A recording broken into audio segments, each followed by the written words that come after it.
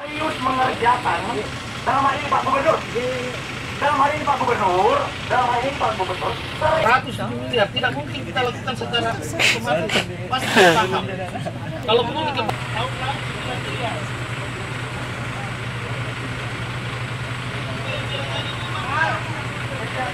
baru berarti kayak gimana?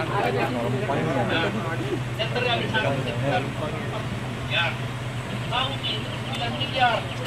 Ya, anggap tahun 2019 pemerintah provinsi menganggarkan untuk pembangunan jalan di Hulu Manda itu anggaran terbesar dalam hal ini 9 miliar. Tapi keluar lagi bahasan mengatakan bahwa kebutuhan yang tidak melakukan kinerja yang baik ini juga salah satu kebodohan yang terjadi. Betul. Betul. Buktinya tetap Kami pelaksana Pak.